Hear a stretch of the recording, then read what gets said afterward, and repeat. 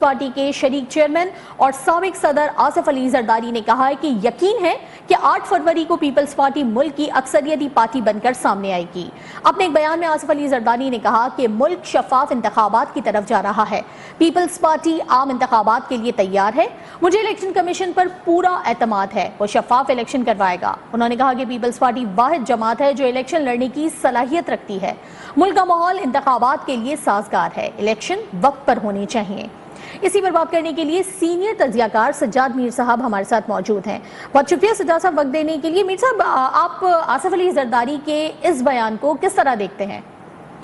देखिए, एक तो हम कह सकते हैं सब हाई कमिश्नर मिले बरतानवी, तो उसके बाद ये बयान आया है, लेकिन ऐसी बात नहीं है। आसिफ जरदारी बड़े ज़हीन आदमी हैं, उनका कोई बयान भी इंतखाबी अमल के खिलाफ नहीं हो रहा करता, ना उनका कोई बयान एस्टेब्लिशमेंट के खिलाफ जाया करता है।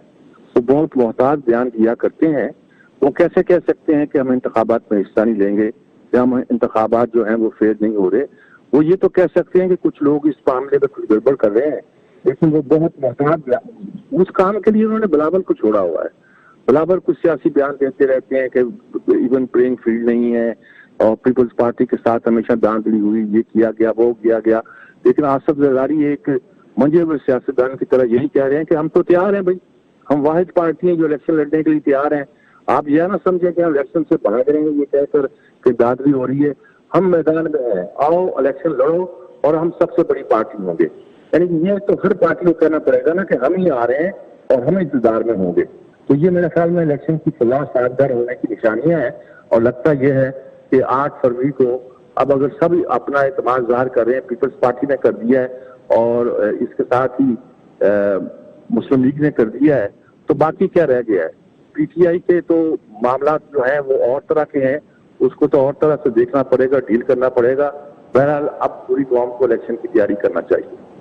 अच्छा मीर साहब, लेकिन ये तो पीपल्स पार्टी तो एक ही है ना, चाहे उसमें बिलावल हो या आसिफ अली जरदारी साहब हो। आसिफ अली जरदारी साहब मोहतात बयान देते हैं और बिलावल जो है वो इलेक्शन कमीशन के किरदार पर शदीद तरीके से तनकीद भी करते हैं, ट्रांसफर पोस्टिंग के लिए रिश्वत का इल्जाम भी लगाते हैं।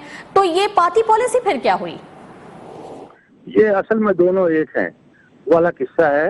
ये गुड गाइज बैड गाइज की वाली कहानी जो एक जमाने में शहबाज और नवाज के बारे में कही जाती थी, वो बिलावल और आसिफ जरदारी खेल रहे हैं।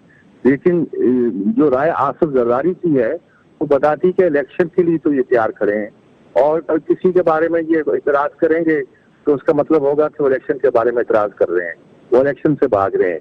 वो तासुर देना नहीं चाहते कि वो इलेक्शन से भाग रहे हैं। और इस वक्त यही हाल है कि शायद उन्हें कुछ यकीन है, उन्हें कुछ ना कुछ हिस्सा मिल जाएगा। और उन्हें तो पहले शक पड़ गया था कि शायद सिंध भी उनसे न छीन लिया जाए। अब उन्हें ये यकीन हो गया कि ऐसा नहीं होगा, शायद वफाक में भी उन्हें उनका कोई ड्यू शेयर मिल जाए और अब उसके लिए तैयार है। बहुत शुक्रिया सज्जाद मीर साहब अपना तज्जिया देने के लिए।